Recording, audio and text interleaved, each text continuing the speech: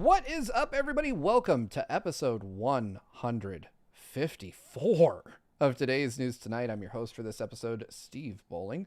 Thank you guys so much for hanging out with the delay. We got last second notice, quite literally, from Ash that unfortunately his car broke down and he's kind of stranded. So I hope he's all right. I'm sure he'll be fine. I'm sure AAA or some kind Samaritan or maybe like Mega Man himself will come and pick him up. But I'm sure he's doing okay. Thank you guys so much for hanging in there. We just had to do a bunch of last minute changes to to accommodate our missing friend and compatriot. Yeah. But as you can see, I'm joined by both Derek and Derek. So my good friend and GVG co-founder Derek is here, and our good friend Derek from Stop Skeletons from Fighting. Wow, I got it right on the first try. I pointed in the right direction. Hey, it's me, Derek, and it's D-E-R-E-K. Derek. No. See, we were having this discussion before. It is D-E-R-R-I-C-K. That is the proper and only way to spell it. All other Dereks are just like the evil twins. I swear. Wow. We have supply chain issues in this economy. We need to say the letters, reuse our vowels, and over here, you just like, oh yeah, hang out with this, Derek. You only got to buy one vowel. That's all I'm saying. All right. I mean, that is true. That is true. But. For all the Dragon Quest fans out there, my name is a portmanteau. No, it's not a portmanteau. It's an anagram of Erdrick from Dragon Quest 3. You rearrange the letters, you get Erdrick. So if you Dragon Quest fans, you can't deny the legacy and the sheer sales success of Dragon Quest. Hold on, I got 2 points. Two. Okay. All right. D-E-R-E-K, Derek, is almost a palindrome. Fair. And also, neither of us is Derek from Sum 41, who spells it with a Y. I think we can agree that, like, come on, dude. No, okay. Whoa, okay. Yeah. I think we've solved this by finding a common enemy. So, truce. that is wrong. Or we should both just go to Starbucks and be like, what's your name? And just say Derek, and we'll just see what they write on the... That is a good point. Because they're going to get one of us wrong. Always EK. I always get the R-R-I-C-K. I get always R-E-K. I don't get it. They know, and they just do it intentionally wrong to upset you. They gain joy by taking a little bit of yours from you. You know what? It's sometimes funny to see how people think it's spelled. And I actually don't get that upset about it. No. But I do typically have to tell people how to spell my name. Yeah, that's a very common thing. It's there's some names out there where everybody just like, okay, this is how you spell it. Mm-hmm. This. You would be surprised. My name is Steve. That's a really easy name. Do you know how often people get it wrong? How I get do it with they a spell PH. it? I've never even heard of Steve with a PH. Even Steven with PH gets shortened to Steve with a V. Right? Yeah, well, it's like Stephen Colbert spells it with a PH, but his friend Steve Carell spells it with a V. But it's pronounced the same, even though it should be like Stefan. Right? I agree. Right. With that but also, you're not like, hi, I'm Steph Curry. It's like... It's a very weird thing, but I'm just saying, no matter who you are, no matter how you spell your name, someone's going to get it wrong, and it's going to be perplexing. That is very true. You could be Ed, and somebody would still spell they'd add wrong. a D, like Ed, and Eddie. That's a good point. Yeah. So, it's like... Oh, sorry. Yeah. Move on from this name thing. Let's keep moving. Yeah. Everybody's got a name. Nobody knows how to spell it. We live in a cold, uncaring universe. But before we get into the game news, I want to talk to you about, first off, I imagine everyone here watching knows where you're from, Derek. But if they don't, let everybody know where you're from, where they can find you, where they can watch your videos, because I want to talk about your most recent one. Oh, okay. Yeah. Well, I'm Derek from Stop Skeletons and Fighting, a.k.a. Hi, I'm Derek. It's me, Derek. And I've been doing YouTube for 14 years, which is a weird thing to say out loud. Wow. But and I've kind of had many different kind of eras. To do something that long, you have to kind of keep switching it up. And I feel like recently we've kind of hit a nerve with people. But just talking about like dumb video game stuff, and specifically I really do like peripherals and ports. We also do larger breakdowns and stuff. But hey, I'm Derek. It's me, Derek. Kind of like, it's fun to do a big, heavy research topic and do a big, long breakdown of a video, which we have one in the pipeline coming. But we just recently did a video about how with the N64 DD and the N64 transfer pack and a Game Boy camera and a copy of Mario Artist And Sim City 64, you can take a picture of yourself and put yourself in the game as like a random citizen of your town in Sim City, and that's it. They're just there and they walk around and they talk to you, and that's amazing. And near as I could tell, we it was a lot of research to kind of get the video, but like to get all that pieces together, just to get my dumb face in the game. Then I did actually ask Grace, my partner. I was like, now what? And she's like, I don't know. And we had somebody who's done a lot of translation work with DD stuff, and they were like, yeah, I don't think they had an answer either. And that was definitely a moment for me where I was like, we have to make this video. We are making the right video now. So that's kind of my philosophy. Talking about the stuff nobody else was dumb enough to ask is my legacy. That's what I'm here for. Nice. I have to say, I absolutely love Punching Weight. I was telling you this before the show, but it's very seldom that I have a YouTuber on that like I've watched personally since long before even I was a YouTuber. Like I've been watching Punching Weight since before I joined GX, which is entirely too long ago for me to want to think about. But yeah, fair. You know, so for me, it's personally super hyped to have you on. But I wanted to talk specifically about this video because we share an editor in common, thanks to this video. Yeah, and I still haven't really met the man, to be honest. Over DMs and chatting, and to go a little inside baseball, Grace and Brandon were really kind of putting the finishing touches on a video, and I was knee deep in we have a 45-minute breakdown of the Xbox One launch coming out next week, and I really had my attention on that video, unfortunately. So Brandon did a fantastic job. I was actually kind of looking forward to meeting him on a little more casual level, but he's not available today, I think. Yeah. Where is Brandon? He is working on another editing project, not for us, but for a different client. But we'd love to have, we're already talking to him about, we got more, we do monthly, stuff. Nice. So like, I'd love to have him back, He's good. Yeah, he's obviously. Yeah, I watched the whole video not just as like it was a little bit weird for me because I was watching the video and it's obviously a series that I love to watch, so I'm familiar with the editorial style, and I was like, this doesn't look any different than the other ones.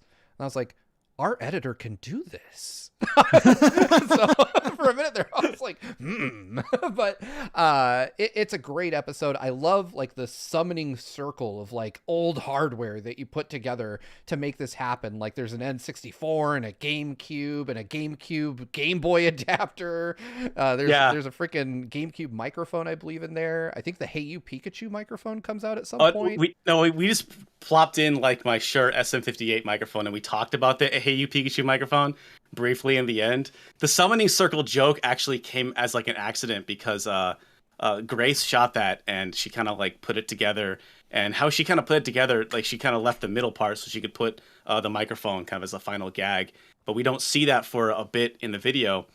And just I think actually we were editing, we got a shot, an edit back from Brandon, and I think one of us said, wow, it looks like a summoning circle. So then I recorded that line really quick, threw it in there, and just when you work with editors and artists, you really do have to, I believe, you kind of like tell them, not, I guess vaguely what to do is not the right word, but you don't want to get in front of their creativity. You do kind of like... No, it's like, here's my rough idea. Yeah. Go for it. And I've experienced that with working with both with artists and editors. It's like, do this. And they'll send it back to you. It's like, oh, holy crap, that's better than what I was thinking. Yeah. Wow. Good on you.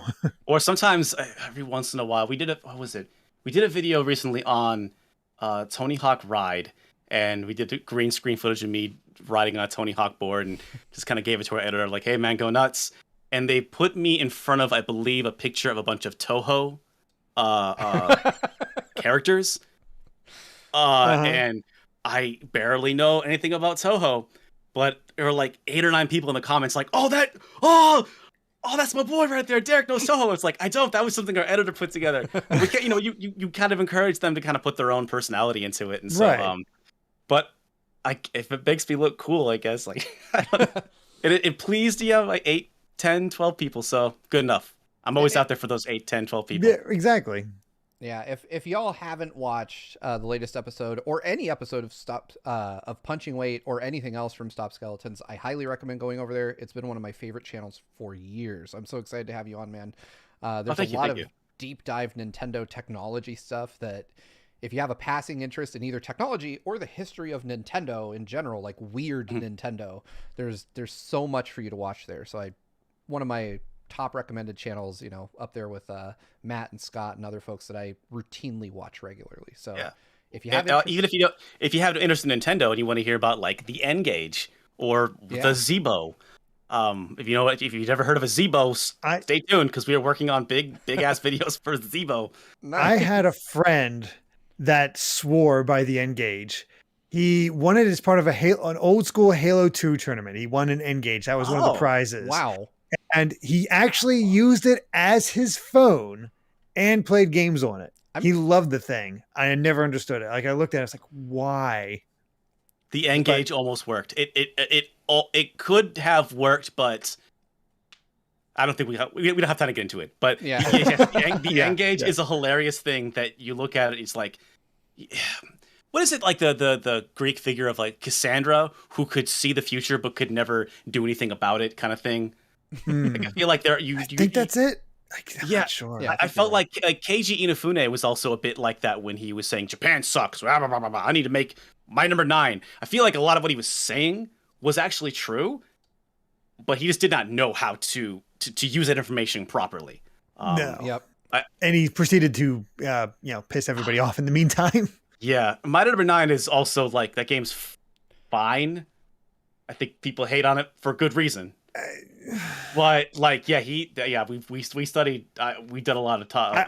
I enjoyed your video. I went into Mighty Number 9 with the like open mind. Like I know everybody's crapping on this, but it might be pretty good. I hated it by the end of it. I was just miserable. And then I got an assignment because I was like sitting there for half an hour. I was like, my God, the credits are still going because sometimes like there's post credit stuff. I'll record it all. And that's when I realized, oh my God, it's still going. And so I was like, I'm just going to record all the credits and just see how long this is. 4 hours later. And that was me babysitting. Like I had to babysit that, my capture card just because don't break, nothing fall, like nothing go to sleep. I just like doing dishes and like looking in the room to make sure it's all good. But yeah, I recorded the entire 4 hour Mighty Number 9's credit sequence. And a good chunk of that is just anonymous because of all the donors. Yeah. Anonymous backer. Thank you, Shell Shock. Is the scroll really slow, or like is the font really big? Like I know a lot of people back those up, but like logistically, you should know that like you have this many credits. Do some long division. How much time? Like it seems ridiculous. I don't get it. I would suspect that was a poorly managed campaign and video game. Yeah, I would agree. Possibly. All right. Well, we do have a bunch of news to discuss. Before we get to those, I do want to read off some super chats from folks that have been hanging out and talking while we've been discussing the proper Derek naming convention. Claxoned with a $1.99 super chat. Thank you so much. Says, happy belated birthday to Kai, which, homeboy is 1 now, my son. Isn't he? Yeah, he turned 1 yesterday. Oh, wow. Congratulations. Yeah, it's I got crazy. the wrong... I have a 1-year-old. Insisting to Derek before the show, Derek EK, that he had a kid. And I was like, I swear you have a kid and you have brand new carpet. And he's like, I don't have either of those things. Yeah. So clearly I was just thinking of a different Derek. But I have a dog, and our new apartment, the bedrooms have carpet like this carpet here. Hey, dogs are fantastic. Almost. I got 2 of my own. But I don't recommend going more than 2 kids. No. I posted a video before starting here of I just fake sneeze in front of Kai, and he just found it the funniest thing in the world. Just cracked up laughing. Nice. It's on Twitter. Oh, nice. Sometimes the kids are really easy to entertain. Other times they just want nothing to do with you, and like nothing will make them feel better. That's why it's good to be an uncle. Yeah, that was my thought until, I was like, oh, I'm happy being an uncle. I am perfectly fine being an uncle. Oh, I have one of my own now. Ah, crap. Yeah. I have to change this diaper. I have to make sure this kid's behaving all the time. I can't go like, bro, your kid's doing a thing. Get him. I'm done with him. Yeah, that was me as an uncle. Now it's like, well, let's take care of you, kid. You're mine now. And this is... You don't get that feeling back until your kids have kids. Oh, yeah. Oh, that's okay. Anyway, enough about our mortality. Um, Jane Bug with a $10 super chat says, "Crazy question Fridays, crazy question number 15." Wow. When Derek and Ash shave their beards after No Shave November is over, will we see Steve and Brandon shave theirs? No.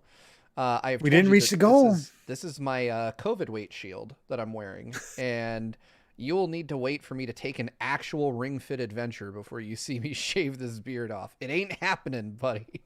I need to lose like 50 pounds. You should play some Ring Fit though. Ring Fit's fun. Oh yeah, It is fun. It also kicks your ass. So I like Ring Fit, and I do need to play it. Like I have the Ring Con, and I just look at it every day, and then I'm like, you know what, onion rings sound delicious, and I leave. But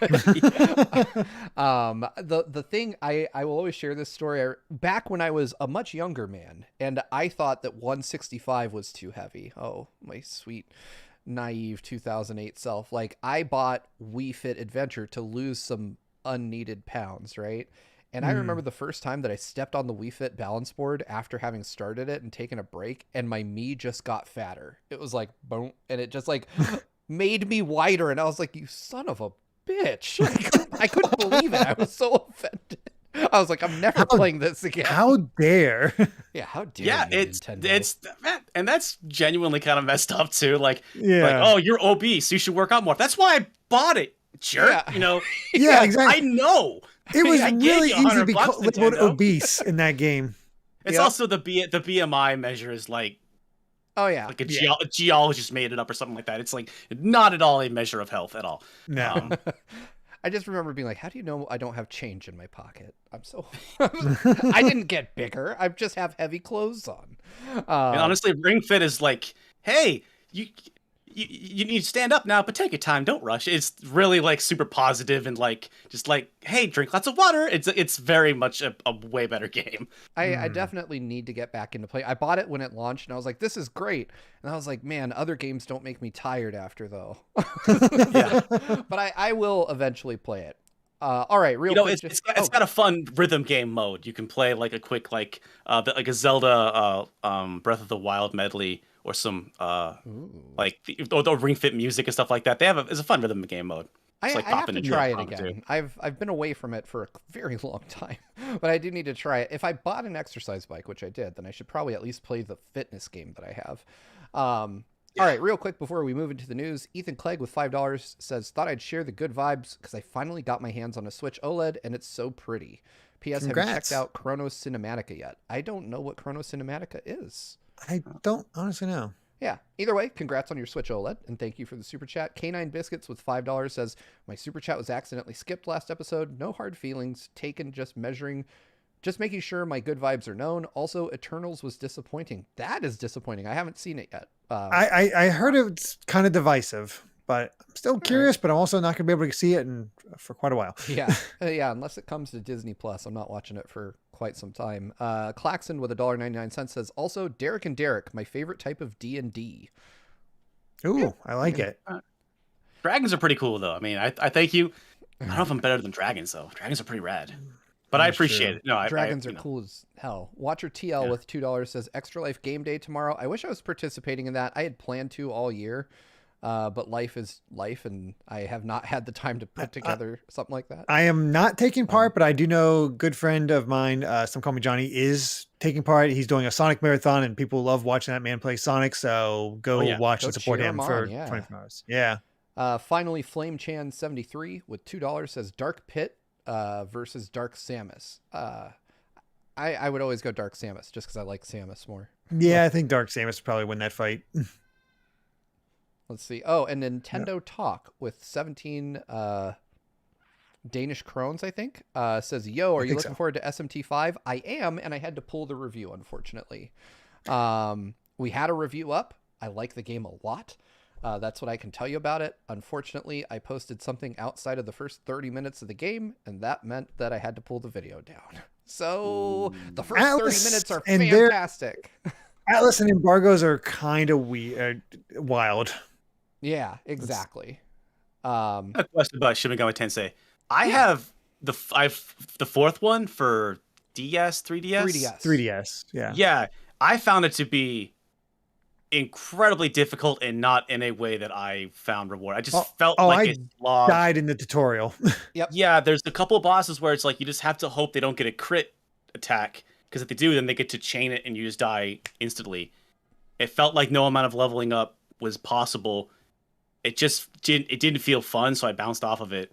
And that was really my first and only introduction to the SMT games. What I've heard from fans of SMT4 is that it's a weird hump where it's really difficult in the beginning, and then you get over that hump and it's like it's just fine. But for whatever reason, they just made it really difficult in the beginning. I'm hoping 5 avoided that, because that's going to be its killer. Yeah, it was something, because I took it on a trip with me. It was something like 10 hours just on like these two. I beat one boss and I finally got over it, and then immediately another boss, not even with a whole much of a dungeon to explore between them. And it was just like, this is not fun. The story hadn't even started yet. Yeah. It was that was really, really a huge bummer. I can say that SMT5 is it's still difficult. It's still quite difficult, but they at least included options. Like you can lower the difficulty from the get-go. You can go all the way down to casual, which for me would be in line with like a 16-bit RPG that's more on the hard side. Like it's definitely not a cakewalk still, but it's you don't have to worry about dying in any encounter. Like you'll still, like, as long as you have full HP and MP, you're probably going to make it out of most encounters alive. Unless you're talking about a boss, in which case, you still have to you have to have a strategy ready to go for bosses. I really wanted to like it, because I think up until the boss, that just felt like it just didn't feel like a fair loss. It just really felt like I was gambling. I just had to wait until I landed on red or something like that, until I got all 7s. And up until then, I was enjoying it. And that's why I stuck with it. And then, people were talking in the chat about the Minotaur boss. I did beat that one. And there's like a Medusa boss very shortly after, I believe. Same thing, like if she just happens to do a crit damage, it chains, and then everyone dies, and it's just like, well, you got unlucky. There's like nothing you can... I don't know. So maybe I should check out number 5 then. Yeah, I mean that's SMT. I Persona 3. I was at the final boss, and they basically took over, like confused my party members, especially the one that could full heal. So I had him after long time getting him down, and my party member decided to fully heal the boss twice in a row. I did not beat it, because it did it to me a third time and then finally killed me. I worked my way through. I spent good hour and a half on that boss fight trying to just wear it down and get lucky enough, but it kept ensnaring me, and it was rough. Wow. But our own Daniel Evernight says you do unlock an easier mode in SMT4 after getting enough game overs. Oh, okay. So, I mean, I played I played through the intro, and that took me a long time because I kept dying. And then eventually I just had to move on to a different game I had to work on, so I never finished it. But maybe I should go back. I should pop back into. I'm not thinking of that was at least 2 years ago when I was playing it last. So maybe it's worth trying out again. I don't know. Or just jump into SMT5, which doesn't seem as difficult according to Steve. Yeah, 5 even has a safety difficulty. It wasn't in the review copy that I played. It's not available until launch, but they say that that's like, if you just want to breeze through and experience the story, that difficulty is, according to them, very easy, but no experience with it yet. Anyway, we do have a bunch of news to discuss. Let's go ahead and throw our first story up on screen. I don't think we'll have a ton to say about it, but it's interesting nonetheless.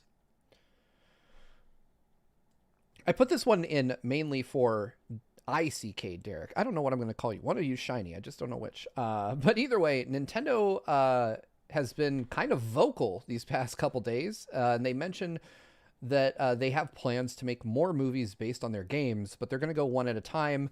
Miyamoto specifically mentioned that the Mario movie is pretty much done, and that Nintendo is very pleased with how it's turned out, which, I mean, I'm not surprised to hear someone from Nintendo saying a Nintendo movie that isn't out yet is going to be good. Like they'll disown it once it comes out and everybody hates it, Right. I mean, I'm sure, I was a little kid, but I'm sure they were saying all the same things about, the 90s Mario movie when that came out. Like, oh yeah, John Leguizamo's great as Luigi. We love it. It's fantastic. Dennis Hopper, perfect guy for Bowser. Like I just Hey, as a little kid, I was super excited about the Bomb. I loved the Bomb as a kid. True. Or the super scope at the end, right? Yeah, the Super Scope. Yeah, it was wild, but I was definitely surprised to hear that Nintendo's already like considering more movies. I guess it makes sense. They've toyed with the idea of films and shows. But what I really wanted to pose to you guys, and I'll start with either Derek first. What do you think? What would you want to see Nintendo make next as a movie? I mean, let's be honest. I have a feeling their next movie is probably going to be Zelda. Really? That's the next big one. Whatever happened to the Zelda TV show that was going to be a Netflix thing for a hot minute? Got leaked, and Nintendo's like, nope, not taking it. We can't have we don't have our secrecy, so we're taking our toys away. I think it would be interesting to see a Zelda movie, if only because then they would have to have both a good story and then tell a good story. Because that was actually my big beef with Breath of the Wild. I felt like there was a cool story that they like just purposefully like didn't even bother to. The cutscenes just like, oh no, we did the thing, and the next cutscene is like Link's just injured. It's like, what happened in between? Like you have all this cool setup, and so that would be great to see. But also, how about a computer animated Herbie movie, but no dialogue? Just sort of like just have him say Poyo. Just like just pantomime and cute stuff happening, and I feel like that would be, if you gave it to the right animation team, they could absolutely do something like that. I gotta say this. I put it in the thumbnail because I was certain GVG Derek would say Metroid. I did not pick of course, that is the obvious one, but I'm saying from a business sense, Zelda is bigger than Metroid. That said, a Metroid movie is totally tailor-made. It's why I got inspired and made my own. I do some edits and I offer up, make an actual script if Nintendo ever wants it. But yeah, obviously, Metroid would work extremely well. They already have Brie Larson wanting to do it. So, and, say what you will, people have their opinions of her because, of course. But I think she'd be fine. And you know what? It would really work. It'd be fun. Metroid is tailor-made for that sort of thing. I think my thought on that is I don't like when I haven't played Dread yet, so I'm sorry if I'm like really overstepping bounds here. No, I don't like the idea of Samus talking much. I really feel like she is just a woman of action, doesn't need to say much, is not really interested in diplomacy. She just really is trying to do the right thing. And I feel like for her to carry a movie, she would probably have to have a lot of dialogue. And I feel like, when you had a lot of I can't help but think of what happened with Other M. Right. It was like, let's explore Samus deeper. And it's like, well, I like the idea of digging deeper in her characters and understanding their motivations and all of that. But you can still do that really wrong. That's true. And that was actually kind of the focus when I did it, because I'm like, okay, I really truly think you need to have Ridley talk and you need to have Samus talk. I know that there's that temptation, and I got a lot of pushback from that. But people was like, no, she should be all action. I framed it as an origin story because in my mind, I would want it to have sequels to cover the other games that adapt the other future Metroid games, and I'd want her to become that Samus. Like, I want the events of, I would want the events of Metroid 2 to basically put her in badass mode for Super Metroid adaptation. So you sort of just get her there where it just gets hardened and still just getting that sense of it. That said, Skull Kid Tiger does make a good point where the Judge Dredd movie Dredd, that is a fantastic movie. Yes. But you put the focus, you put the focus on pretty much every other character. Dredd is not the star of his own movie. That is his partner in that. Oh. But Samus doesn't really have a partner. So I know it's a very, very tricky thing. The problem is I always think about like Nintendo. You talked about a Zelda movie too. Nintendo would need to either not include Link or dramatically redesign the way the character is presented. Link would need to talk. Yeah, Link would need to talk too. Like a lot of Nintendo characters would need to talk. We're talking about this Mario movie. Mario is also going to need to actually talk. Like, I wish Brandon were here because obviously he does like the best Mario voice I've ever heard that isn't Charles Martinet.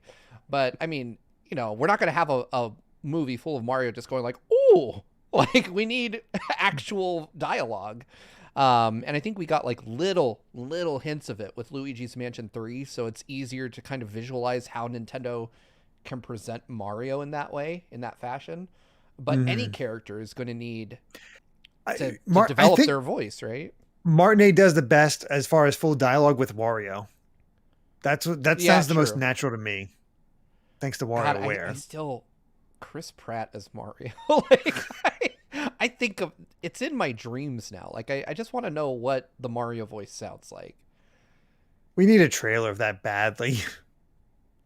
Yeah. I think the kind of underlying conundrum here is that Nintendo, maybe quite wisely, has never cared that much about story because they've always championed gameplay and playability. And so, story has always been like secondary, tertiary. And now when you have to have a movie, unless you're going to be like, like the first 45 minutes of WALL-E, which is why I thought that like a traditional dialogue less Kirby movie with just funny characters and nightmares. And you could have pantomime between the two of them, like between him and DDD and Meta Knight, and get that whole thing started. Like I feel like there's a lot you could do pantomiming and just have a nice, solid kids movie with very, very limited dialogue. Even like the last level of Kirby's Adventure on Nintendo, which kind of has a twist where like King Dedede is not like really a bad guy. He was like trying to stop the nightmare from happening, and like you defeat him, and then he puts the thing back in the fountain, and then you unleash the nightmare. But he's like trying to hold Kirby's feet, like, don't do it, man. He's like, stop it, get off of me. Even that little cutscene, or even the Game Boy games, all the little fun things where like he catches a fish, then he gets his the hook stuck in his mouth, and right. I think you could do so much fun stuff with just Kirby having a goofy fun time. Maybe they do his shorts. They have Kirby shorts in the beginning. Yeah. I think the best thing that works is Kirby just being kind of oblivious, but awesome. And, when he has to actually fight and get involved. But that's kind of what the Kirby anime did, is he's just kind of childlike and kind of involved with it. And then I was like, hey, the monster shows up. Okay, I guess I'll defeat him now. Because kind of a Goku-esque character, like doing no harm, got no motivation for nothing else. But then when evil happens, watch out. Or evil happens, or they steal his cake. He's killed for less. That's evil. I believe it's the Kirby's friends are hungry. They will not go hungry tonight. Yeah, Squeak Squad. It's literally the Squeak Squad steal his cake, and he's like, "All right, thrown down. It's on. It's over." Yeah, it is. Last mistake is taking my friend's cake. That's the tagline. That's the tagline of the movie. Right? Yep. Nintendo, you're welcome. Well, I would not want to stand in the way of Kirby and his cake. Before we move on to the next story here real quick, we did get a few super chats from folks. One person, I gotta do the obligatory Bongo Lover super chat with Canadian $5 says, "Hey Derek, do you drink Danimals? If so, what flavor? OMG, did you guys hear Bongo will make a cameo in the DK movie and will be voiced by Chris Pratt?" Your sources are dubious at best. Yeah. We have a big fan of Danimals in there. Yeah, I thought it would have. I thought it would have run its course by now, but apparently, your commitment, Bongo Lover, is Danimals stays in the stomach and does not leave. Indeed, it's like chewing gum. Yeah, exactly. Rec BCQ with $5 says, "Could obscure Nintendo franchises be given new life by getting a movie?" I honestly don't think Nintendo is looking to revitalize. But let's be real, an Earthbound movie, like, come on. I mean, turn that into like a Stand By Me type thing. Just 90s nostalgia, like there's like in Stranger Things, there's that moment where they dress 11 in like a pink dress, and there's people who are like, that's what Paula from Earthbound wears. I don't know if that was actually ever confirmed, but like, I don't know, it's like this. So you have an Earthbound movie that just like references Stranger Things. So it just brings this whole 90s nostalgia thing exactly around. Man, Earthbound would be a really interesting adaptation. It would. I've never played it fully. Like I've not fully played any Earthbound game, so I couldn't tell you how well it'd be done. The hidden. How would you? Oh yeah, sorry. Oh no, I mean the final battle against Gygas, because that's been talked about like crazy. How do you represent that in a movie of literally fighting? I don't know. Well, how it's done in the game is again, you kind of have the main character of Judge Dredd was the part, not Judge Dredd, right? The real villain is not Gygas, it's Pokey. Right. And that his persistence, the greatest secret of Earthbound, and this is what people had to finally notice, is like, yes, it's cute, it's fun, parody, but the game has some serious dark moments. First, it has some extremely contrasting dark moments, including like the entire like kind of final hour or so. But really, the Gygas fight, while being really, really just a trippy moment, to me, it was impactful that like Pokey shows up again in this fucking guy is throughout the whole game showing up and just such a slimy, terrible human being, no redeeming value. So like and honestly, like fantastic villain. Like he's like a Kefka type of villain. It's just like he's evil with no redeeming features, but just somehow manages to always sneak by, and you hate him down to their very core. Sometimes it's good to have a villain like that, and I think you could have Pokey. A villain who grows and just gets worse and worse and more annoying as the story progresses. So that's how I would say you do in Earthbound. That is very, very nice. 90s. Yeah, that's true. Yeah, I think that there's probably a great way to do an Earthbound movie. I kind of envision it as more of a Pixar film, just to kind of preserve the art style a little bit. I think that would be really cool to see. Along that same vein, discussing Nintendo movies, Purity Chalice with $4.99 says, I wonder if Nintendo is working on an Avengers type setup leading to a Smash movie. Thinking about it both excites and terrifies me. I am firmly in the terrified camp on that idea. I don't believe that'll ever happen. If it was just Nintendo characters and they weren't trying to do Sora and Snake are showing up too, but like it's like the Space Emissary cutscenes that were in Smash Brawl. Yeah, but Brawl. Yeah, all those cutscenes were like so well animated and so fun. Again, no dialogue, but they were a ton of fun to watch. Yeah, if it was something like that, and it's sort of this similar thing of like everyone wants Marvel to bring, or Marvel versus Capcom wants to come back. But really, it should just be Capcom versus Capcom. Like, Nintendo has enough stuff of their very own that if they wanted to make some kind of Smash Brothers type movie, just use your own Marvel Cinematic Universe. You've got enough characters already. Yeah, I agree with that. That's for sure.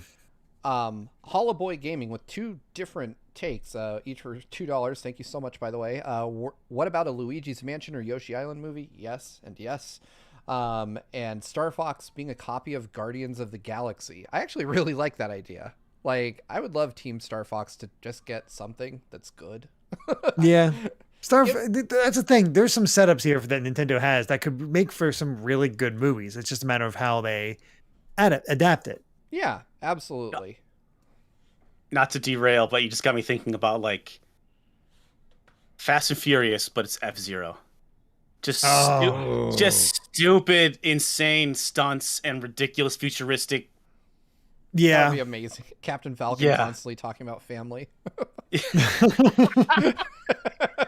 Yeah. Oh god, you wouldn't even much of a play. Those movies don't barely have a plot at all, and they're great. They're cartoons already. I don't know how good the F-Zero anime was. I know there's an F-Zero anime, and he does good Falcon Punch in the very final episode. Oh, I gotta see this. I love F-Zero. Shit out of that guy with a Falcon Punch too. It's like in midair and they're falling. Yeah, it is a massive Falcon Punch. So pretty satisfying. Yeah. All right. Are you guys ready for our next news story? It's I don't even know how much we're going to talk about this. I threw it up just because people expected me to talk about it. But let's go ahead and put that on screen. So, all y'all know that I love Halo. But I think what you don't know is that I don't love Halo multiplayer. I play Halo for the co-op story mode with my friends. With that in mind, Halo Infinite's multiplayer battle pass plans have been revealed on IGN, and I took a quick look at these. I played both of the Halo Infinite like beta flights, and it was the first time I actually had fun with multiplayer in a Halo game, like online multiplayer, I should say. Like back in the day, my friends and I would get our Xboxes together and do LAN parties for like Halo 2 and Halo 3. But online multiplayer has never really been my scene just because I'm ass at first person shooters. Like I am so terrible that I just drag every group I'm in down. So I saw these and it seems like you can have multiple different battle passes, but only one can be active at a time. You know, they're your pretty standard fare. Like you earn gear and cosmetics through them. You know, in a related note, I saw that Halo Master Chief Collection is getting like the 1999 Halo announcement trailer armor in that game. And that to me, okay, I was in for that. I would play multiplayer just to wear that. But I don't know. Derek, are you a Halo fan at all? I mean, oh, I'm sorry. It's so confusing. Oh yeah, I'm so. Oh god, yeah. Oh god, go ahead. You're no. You go. You're the guest. All right. Yeah. I'm absolutely the exact opposite. I think Halo single player is boring. It's fun. It's definitely fun, like with like co-op. I play it with my partner Grace sometimes. We just play on easy and just like melee stuff, and it's kind of fun just goofing around. But like honestly, like Halo 1 came out when I was a senior in high school. So like end of high school, most of college, I played so much Halo multiplayer. But it was like LAN parties with friends. I was never like super good. I didn't really like playing online, but it's some of the best, most fun I probably have had playing video games is playing multiplayer. Oh wow. But I had lots of friends to play with. But you know, when I got Game Pass, by the time that I finally got on it, Master Chief Collection had gone from a grease fire to like this, what was finally they had kind of pitched with this golden idea of like, here's all the Halo, all of it, it's all there and it all works and it's good. And apparently it finally achieved that, and I downloaded it and like, yeah, there's so much in that game. And also a lot of this battle pass, I just was kind of skimming it.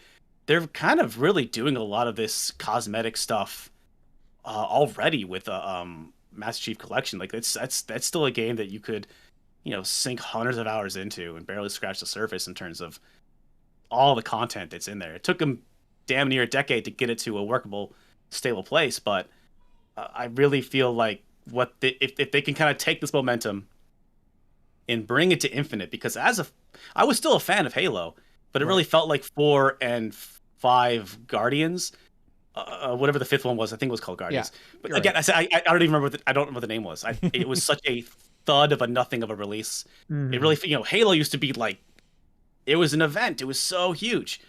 And then just like 4 and 5 were like, eh. So I hope that they can kind of bring it back. And good on them for delaying this a whole year. And then also, I still think releasing this game in December, because typically what you do is you release these games before Black Friday. You release them. Yep. Right. It should be coming out like right now or in a week, but we're still a month away. Hopefully that means that they're really, really trying to launch big, and I hope they do well, because Halo's still good, man. I feel like they're doing, like, I'm looking through this battle pass plan, and it seems way better than what I've seen from other battle passes, specifically Fortnite. Like the fact that it doesn't expire. Yes. That is massive, because I've heard from Fortnite fans, like, I missed this thing. I can't get this thing because this battle pass is over. That sucks.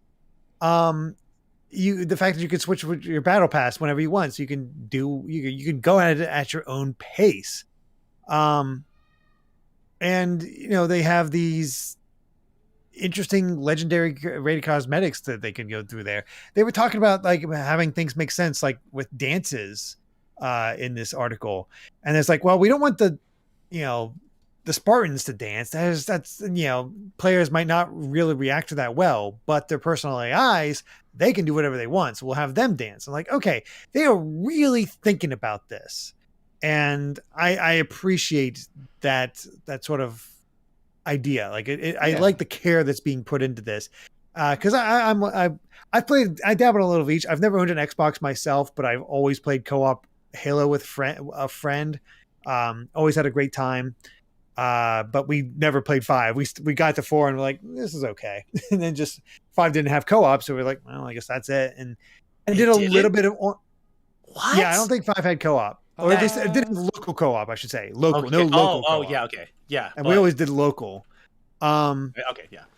And I did a little bit of multiplayer, but I never went beyond 2 with multiplayer because I was in high school. I played with friends, and I didn't have the chance to play with friends after 2. So it's just like, yeah, I'm good. Yeah, that's kind of where I ended up too. Once I lost like my local group of friends that I would play Halo like multiplayer with, I just kind of dropped off. That said, I did play multiplayer for the test just because I wanted to see what Infinite was like, and it was a lot of fun. I can't guarantee I'm going to try it when the game comes out.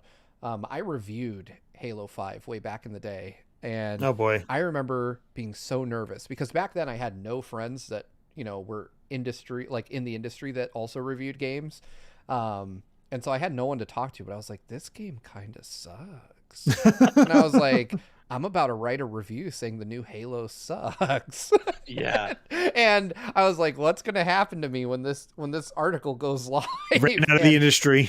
Oh, I got ripped apart for a little bit. Like until the game came out, like between embargo and the game releasing, everyone was down my throat about it. And then they played it and they're like, all right, yeah. Yeah, that's shocking to hear because I feel like, from just the outside perspective it was literally like, oh yeah, Halo 5 came out. How do I not remember that? How was I not like watching anticipation for the Metacritic score, even though I had no dog in the race? But it's even it's a huge game. Like, I just want to see what the general consensus is. It just felt like it was, man, Halo's just done. Like, yeah, I'm surprised with how well they've kind of brought it back. It seems like Infinite's poised to do very well. I haven't played it beyond what's publicly available yet. If you're listening, Microsoft, I'd love to. But yeah, so hopefully we'll find out more about it. But yeah, it looks like a good game. I think that they've got a solid plan for multiplayer. I don't know that it's going to be enough to bring me back into the fold, but I'm happy to hear folks like you, Derek, that have traditionally played a lot of Halo multiplayer are enthused by it, because I think that Microsoft is pretty smart in making multiplayer just free, like whether you have Game Pass or not. And then there's a good potential there for them to make a shitload of money off this. I can't imagine, like, I don't think it'll do Fortnite numbers, but I think it will really do well for Microsoft just to have that like going into the holidays as a game you don't even need to buy. I don't think it also needs to do Fortnite numbers, because I got back into Gears of War pretty big, and I thought Gears 5 was fantastic. And actually, I kind of went from Halo. I actually kind of got sick of Halo by the time Reach came out, and then it's kind of like, oh, I'll just play Gears of War then. And Gears of War, they've done lots of Battle Pass stuff, lots of like Brothers in Arms, or what are they called? Operations. They're called like Operation 7, Operation 8, where you get new, gear and weapons and emotes and stuff for when you, like, the blood splatter when you die, things like that. Lots of fun cosmetic things.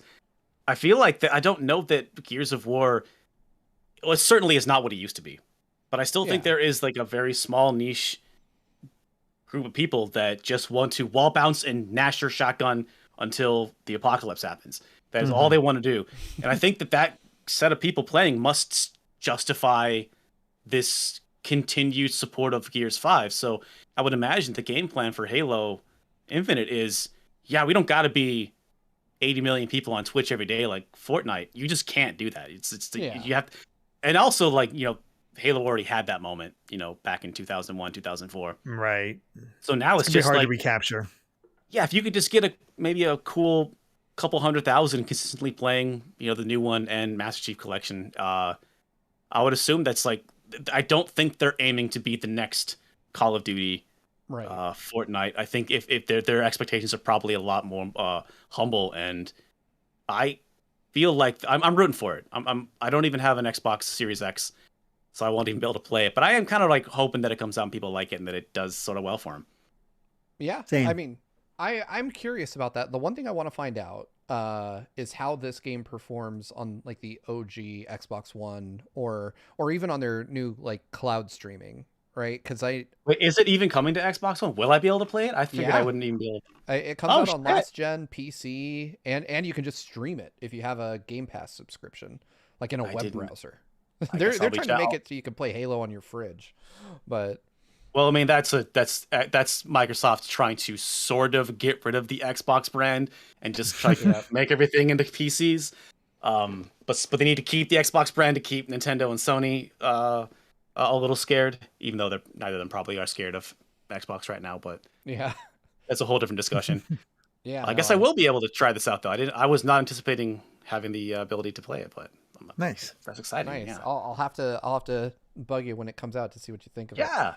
But yeah, Microsoft's online service is great. You can do pretty much anything with it. But you know whose online service is getting beat up right now? Let's throw our next story on screen. Let's talk about it. Who could it be? Nintendo. How could like it? What? Said. No. No. They're so good at it all the time forever. Yeah. Well, yeah, obviously. Nintendo knows what they're doing. They're a pioneer in the online space. They tried to do it the right way, and then they decided there was a different way to do it. And that's how they've been doing it for 20 years. Oh my gosh. Boy. So in a recent, I believe they had like a corporate briefing, and during it, the subject of NSO and the new expansion pack came up because people are understandably upset. Derek, you had a tweet that kind of went viral around this whole thing. Yeah, I not to toot my own horn, but I think we could say that it got like 20,000 likes. It kind of went viral. But what we did is there is a I forget the name. I'm sorry, I wasn't prepared. But just there is a Twitch streamer who is like a professional speedrunner for Zelda. Guy knows his shit. He knows can really get into the weeds. And he posted some pictures. It was like, hey, look at the this fight in the water temple where you fight Shadow Link, and it's supposed to be foggy and it looks like it goes on forever. It's a very good optical illusion they pull. And this picture he presented was very poor, and all we did was just posted those screenshots and then kind of put it out there as just sort of like, hey, and we even gave the guy credit in the tweet, but we were kind of attributed to spreading this around. Arlo gave us credit for the screenshots and the video he made for it, and it's like, we didn't. Thanks, Arlo's a bro, but like it wasn't really us, and we kind of had to mute that tweet because people were like, I felt a little out of my depth because I was just sort of like, people were shooting the messenger, but maybe we didn't do our research properly. People were saying, oh, that's not how the Japanese version is different. And, when you really I'm familiar with the game, but not on that level. Mm-hmm. And perhaps I did step outside of my lane, should have stayed in my lane. It didn't. So to me, it was sort of like, it looks bad, but I don't know how true it is, but it doesn't look good. So I get the sense that things aren't good. I don't know if our tweet was exactly the most representative. However, it does appear that this expansion pack was of not the quality people could expect.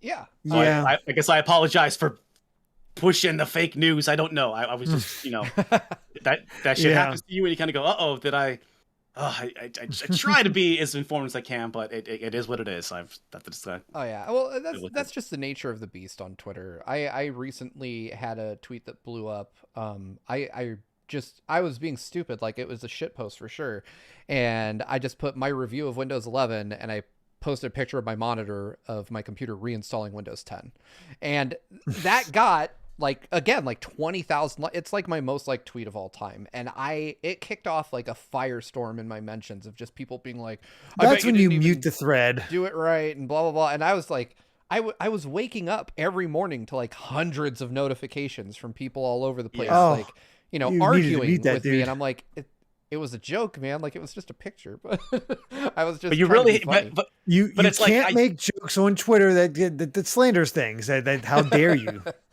I think it speaks volumes that if you make a dumb joke, but it really hits a nerve, that's not, not to be like, oh, triggered, bro, but more like, clearly something is up if my dumb joke was a match that lit this forest fire. Yeah. Clearly, there was a lot of gasoline around. I didn't put the gasoline down, and I'm sorry for starting a fire, but like, don't just say it takes two to tango kind of thing. Like, again, our tweet was, I think, probably our most liked tweet we've ever had.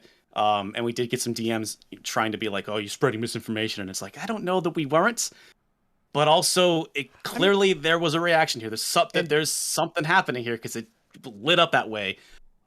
We unfortunately got to be a part of it, but you're absolutely right though. There is something to that tweet, regardless of like I don't consider myself like an N64 historian or expert like you. I know the game. I'm not like a speedrunner level expert on it, but at the same time, one look at that at how NSO apparently is rendering that, right? And if you've ever played it on N64, you know that it doesn't look right. Like it just does not look right.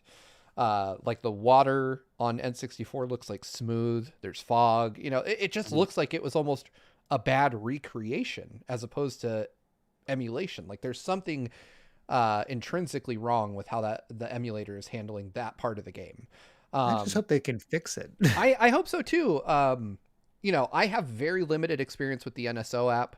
I mentioned this earlier, I think either on Twitter or on another show or something, but I have the controllers back there in the background. They arrived for me yesterday. I picked them up and Nintendo finally got them to my door. But before that, I did play like a tiny bit of Star Fox, because that's another game that I played a lot of on the N64. Like I have the muscle memory still for Star Fox. And by and large, it felt okay. Like I was able to chalk up the inconsistencies in Star Fox to just me playing it on a Pro controller. I was like, this isn't the button layout I know. Like not everything's where I feel it should be. And I was trying to relearn it, but Mario 64, I also played a little bit of, and it did feel a little bit laggier than when I played it most recently in 3D World or 3D All-Stars. But again, it's really hard for me without an N64 controller in hand to really compare it to how it felt to play it back then. So I'm going to try it this weekend and see what happens. But I don't think there's any way you can argue that NSO is perfect. Like they're not even close. I don't think anybody would say that. Yeah. The expansion pass feels like uncharacteristically unpolished for Nintendo. Like Nintendo normally, when they issue an official product offering, you can usually lean on the fact that it's going to be pretty high quality, even if it is just the bare minimum. Like I wouldn't say there were any major issues with the emulation of Super Mario 64 in 3D All-Stars. I think it felt fine. I played through the whole game. The GameCube or Sunshine did have some weird like development boxes were still showing in bonus stages, but they patched that out really fast. And I don't think Galaxy really had any issues, but I'm a little surprised. People were saying, I think I read from Oatmeal Dome or someone who's known for like reverse engineering Nintendo stuff, that the emulator used for this is like a repurposed emulator that they used in another project. And I think some folks were speculating that it was the Wii U emulator. I don't know, but NSO seems to have some pretty major problems for an official Nintendo product offering. And I hope that they fix it. I think people saying that Nintendo's just going to sit back and let it be the way it is are probably way off base. I think that if you can point to, like Derek did, a screenshot that just shows that the game, at least in one specific instance, looks way off the mark from how it should be. And I've seen like since then dozens of tweets of people saying like, oh, look at this compared to the N64. Like there's supposed to be fog here and there's none, or the game slows down here and doesn't accept inputs. I saw somebody playing in Kokiri Forest, and I don't know if the video's legit or not. Like I don't research the origins of Twitter videos like most people, but I saw the game running at like 10 FPS, like way worse than the N64 ever ran it. So I think that Nintendo isn't going to take that sitting down. Like if those are true, if that's a real thing, then they're going to patch it. I think it's a matter of when and how, The bigger issue is that Nintendo Switch Online's a joke. That they got rid of Virtual Console and they kind of promised this like, hey, here's sort of a Netflix of here's our something that like Microsoft did better, I think, with maybe Game Pass, but they had Nintendo and Super Nintendo games, and you're like, cool. Here's a lot of weird stuff like Nightshade and Operation Logic Bomb, but you're missing so many things. It's so many good games. They have a lot of weird deep cuts, but like you're not releasing that many games. This should be like a weekly, at least a monthly set of like here's 5, 6 new games. Most any other service out now gives you free games every month. Mm-hmm. And so I think a larger issue is that like we waited several years for anything more than NES and Super Nintendo games, which by the way you can emulate absolutely perfectly.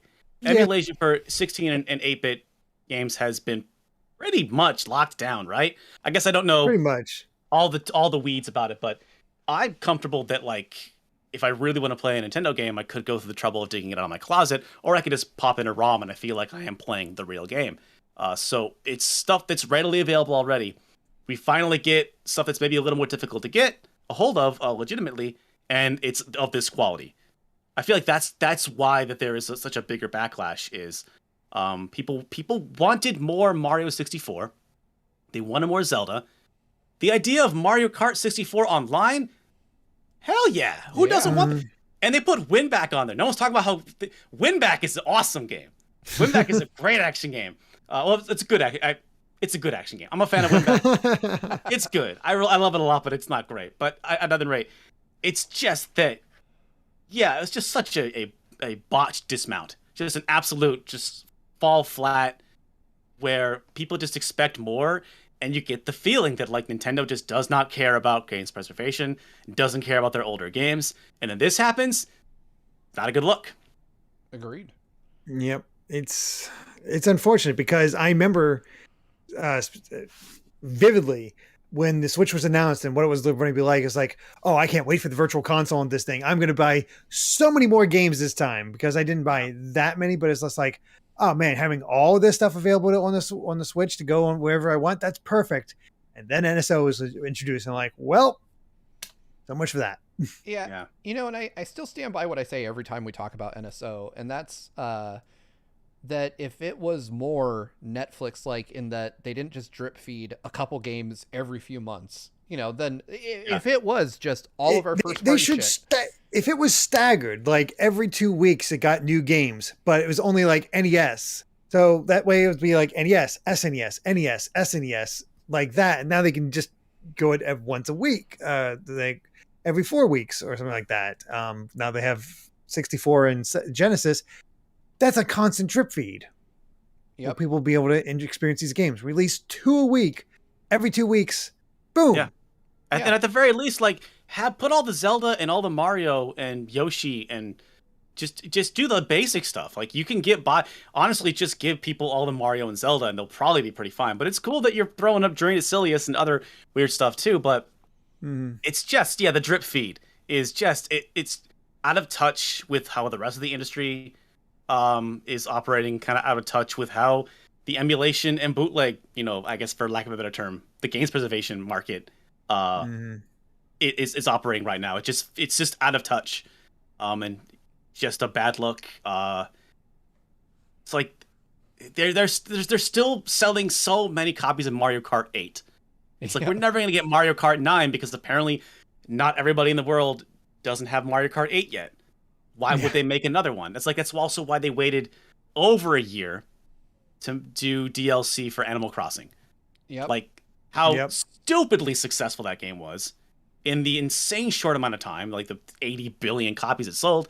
And just now they're like, oh yeah, DLC. We should probably have a long tail with that. It's like, the hell you been? Like, it's just like, what are you doing? Yep. You know, you inadvertently provided me with a perfect segue, Derek. That Animal Crossing DLC. Why don't we throw that up on screen real quick? Because it's not just Nintendo's old games that they're kind of screwing up with right now.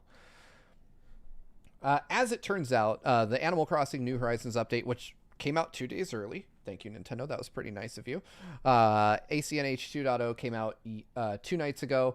And now the Happy Home... what is it? Happy Home Designer. I want to say Paradise. Paradise. Yeah. Happy Home Paradise. Right. Happy Home Paradise DLC is out now, but it's got the 2.0 update introduced a game-breaking bug where apparently if you have your gates open and then you go to Isabelle and you talk about redesigning a resident's house, I don't even know what happened. It seems like it just crashes your game. So they say just don't don't have your gates open when you talk to Isabel about stuff like that. Just close them first. Which is interesting. How did that get by you? I feel like that's a pretty easy thing to avoid, or something that should have been on the testing checklist, but Nintendo's going to Nintendo. Oh, there's an update on it, apparently, according to Rob Arman X in our Discord, in our patron Discord. Breaking news. Let's find out what the update is. Let me just pop into Discord here real quick. All right, Nintendo. It's basically the same thing they just said, I believe. Happy Home Paradise DLC. Yeah, it's exactly what was in that article that you were reading, Steve. Yeah. Okay. So yeah, same thing. Let's see. A patch will be released this month.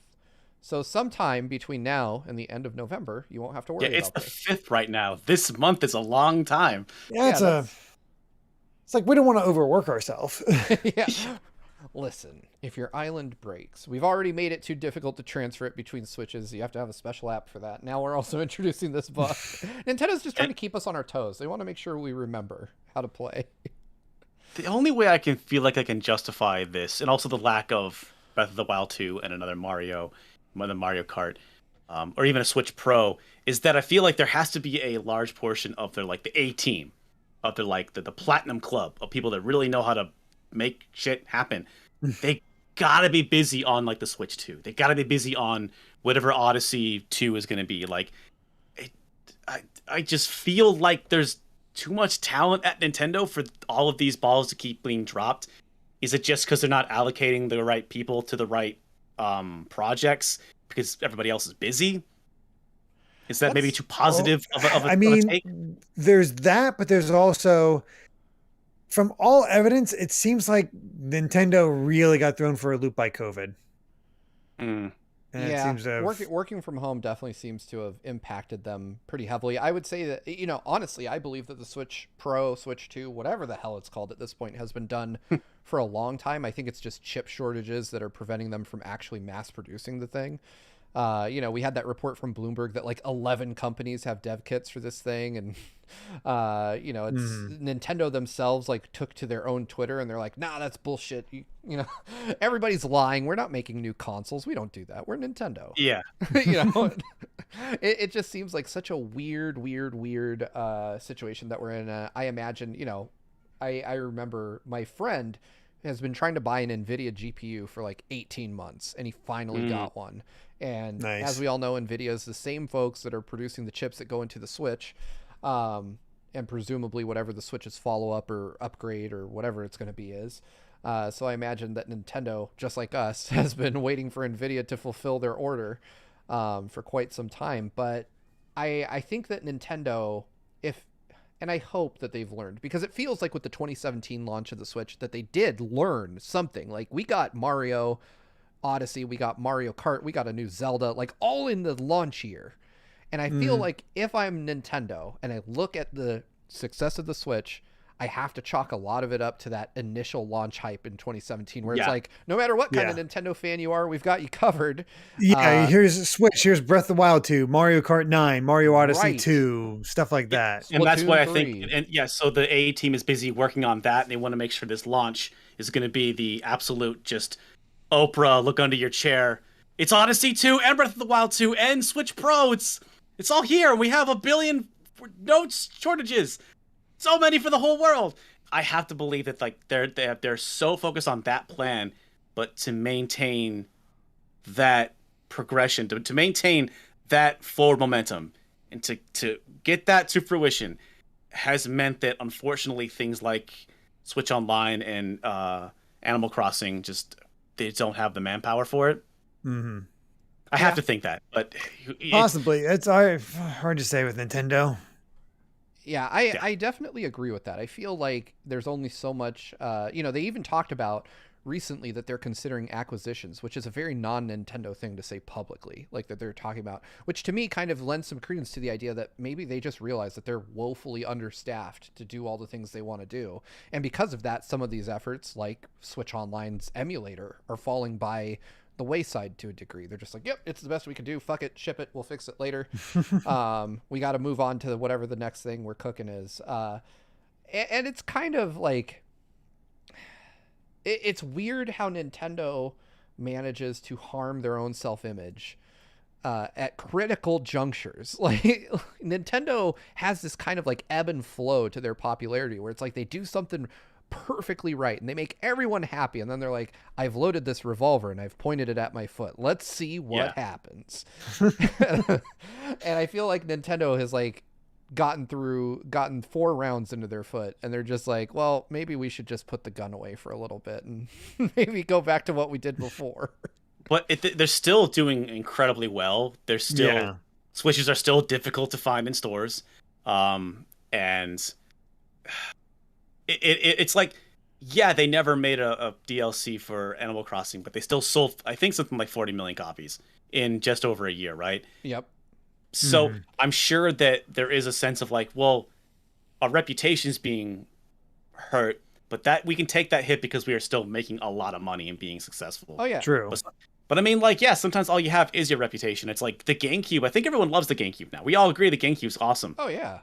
And there's a bit of revisionist history where like, when the nobody cared about the GameCube back in the day. Yeah, Luigi's Mansion and Pikmin are fantastic games. They were not how you that don't launch with those, especially with like, you know, MGS2 and Grand Theft Auto 3 and Devil May Cry. The competition, it was just like, it was not the right time. Those are not the games you needed to launch with your system. And then like, Mario Sunshine and Wind Waker, I think, were the following year in 2002, maybe. Yeah, and they're both very divisive games at the time. Oh yeah. Just I remember buying my GameCube in 2001 and convincing myself, like telling myself this was the best way I could have spent those hundreds of dollars, right? I was mad at Sony at the time because the PS2, like their marketing tactics helped kill the Dreamcast, which up to that point was one of my favorite consoles. So I was angry and I was a principled gamer and I was taking a fucking stand. I wasn't buying a PS2. And I remember though, like sitting there with Monkey Ball and Luigi's Mansion and Wave Race and just like looking longingly at the PlayStation 2 being like, I can't, but I want to. Those are all great. Those are all great games, but with the PS2, even the Xbox too, was doing, like, especially the PS2, you know, had a whole year ahead of it. And like, man, 2001, Gran Turismo 3, Final Fantasy 10, so many amazing games only on PS2, and it was like, even though they had the right hardware, they didn't have the right games at the right time, and they never really caught up. In fact, Xbox would eventually outsell them because they had a good momentum between Halo 1 and Halo 2. Their stock only rose, and so, I think between GameCube, hopefully with the GameCube and the Wii U still in their rearview mirror, your theory that like they're trying to have a real Switch 2017 launch again in 2022, you have to hope.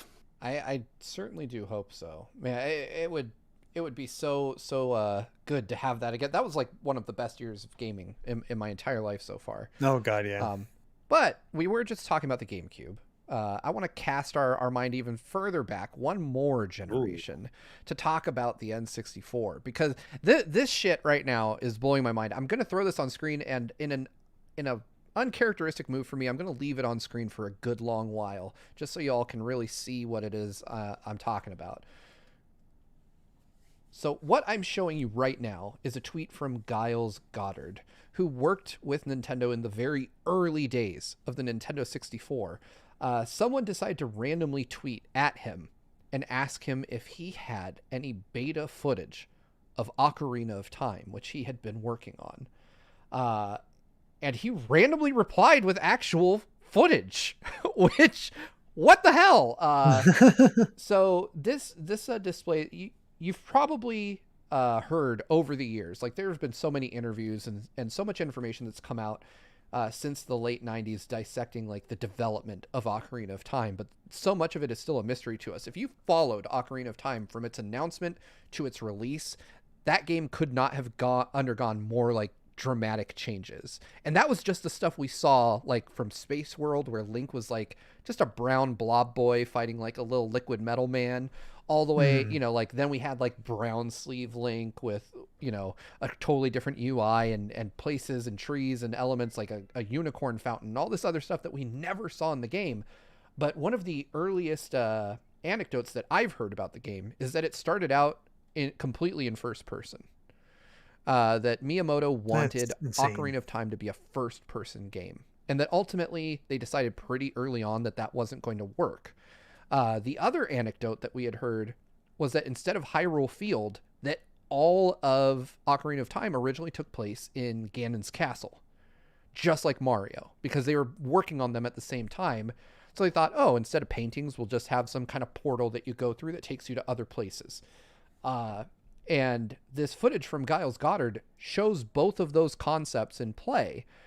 Looks like Link is in like a chamber or a castle at some point, and he passes through like a portal, like a crystal-like portal, and is just walking through like kind of a samey 3D environment. It definitely gives the... Reminds me of the Forest Temple. Yeah. The hallway that you go down and the camera pans back and it's all twisted again. Mm-hmm. It kind of feels like a very similar. One. Yeah. I feel like the assets got reused for that. Yeah, that's quite possible. It looks honestly kind of scary because the footage of him running down the hallway and it just loops forever, and then he stops and turns around and there's a brick wall behind him. Then he turns again, walks further, and it just repeats and repeats and repeats. And they stop again, and the brick wall is still behind them. So also similar to like the never-ending staircase in Mario 64. Yeah, the portal thing. Like right before he jumps into the portal, you can see, it's a crystal. Yeah. You can see the room on the other side of the crystal and the transition from as you're going in. It's a weird amount of detail. Like I'm assuming this was on PC before they put it on the N64. I don't know if the N64 handle that because they clearly show it. I mean, this looks way too sharp. So. The textures are incredibly sharp. I mean, to be fair, somebody asked him if he had this. It's an animated GIF, which didn't really exist back then. So he had to captured this footage like recently, I imagine. Which means there's no footage captured in the late mid 90s that looks this good. That's a good point. Yeah, it would be like 320p at best and grainy as all get out. This is so interesting to me because it doesn't just show like an early look at the history of Ocarina of Time, the earliest look we've ever had.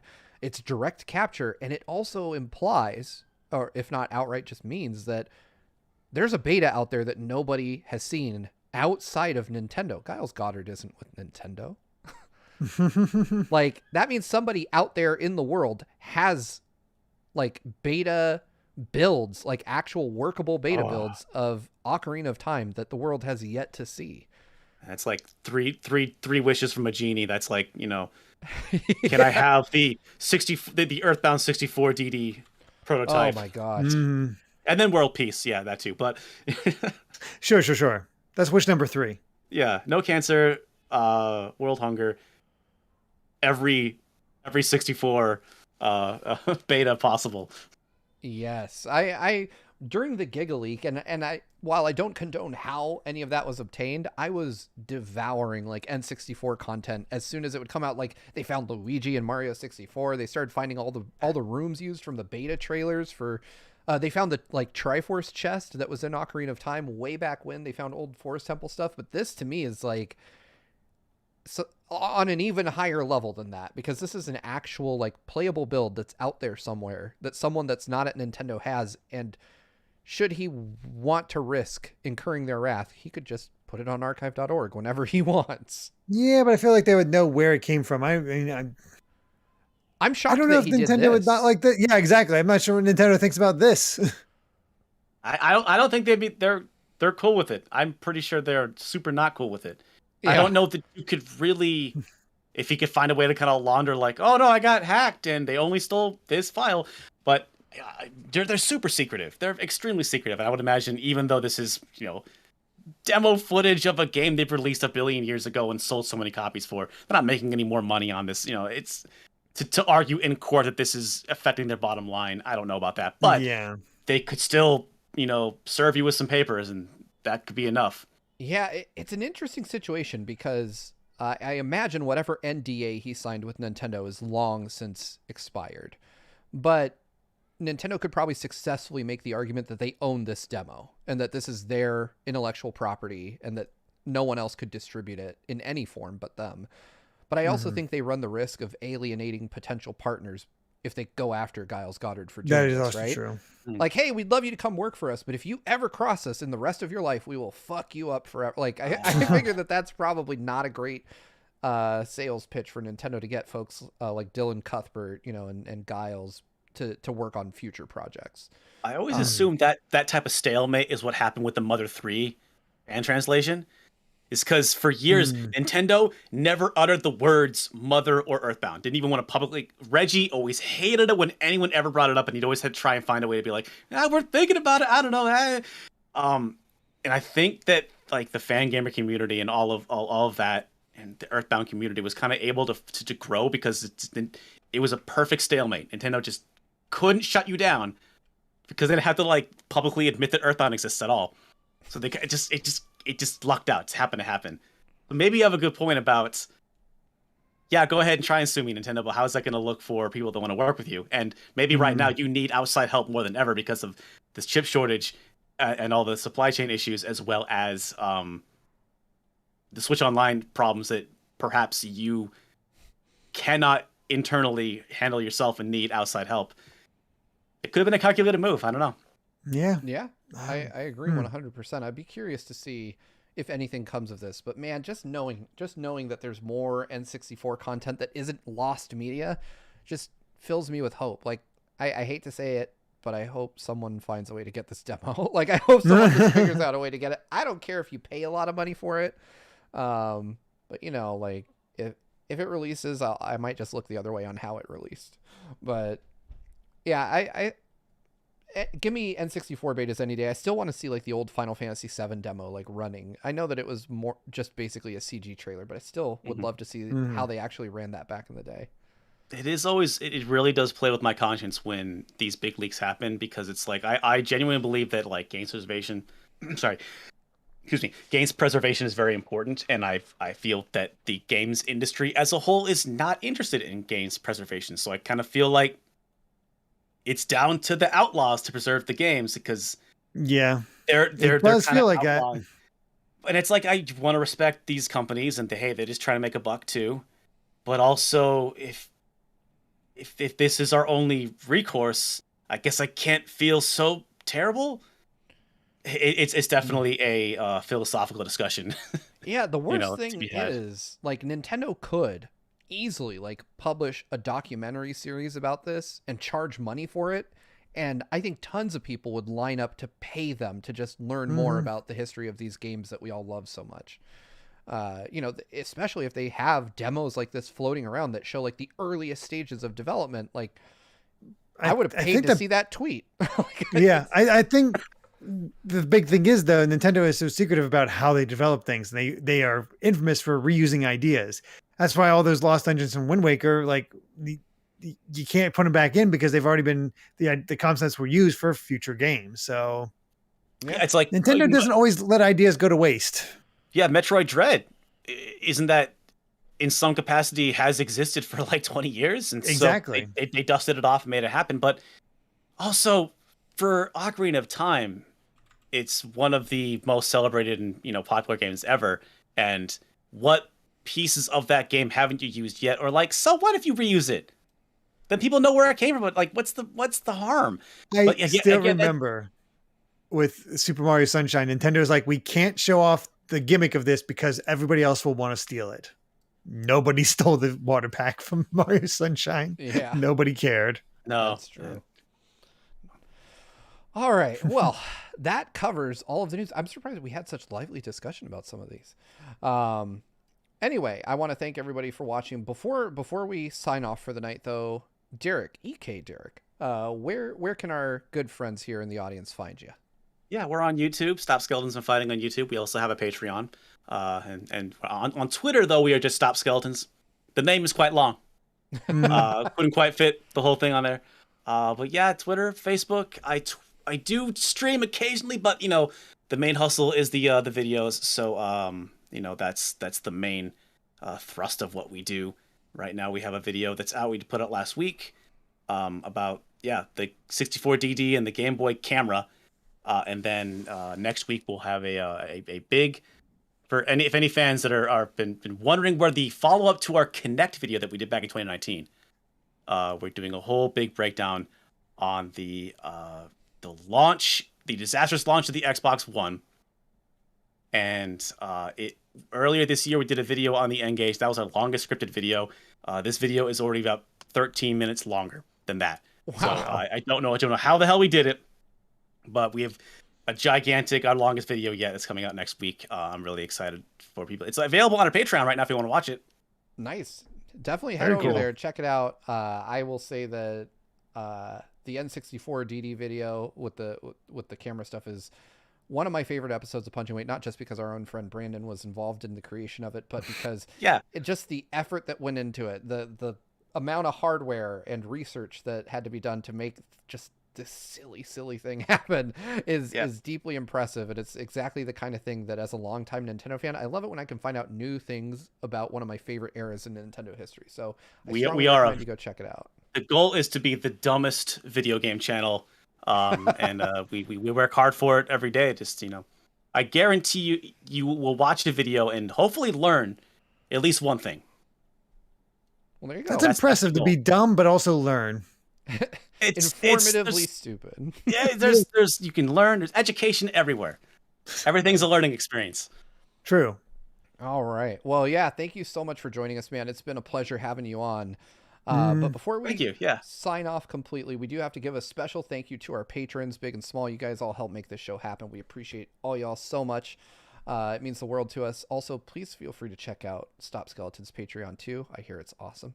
But if you got a couple bucks after, good vibes here, consider Stop Skeletons. But I'm not telling you how to spend your money, Yeah.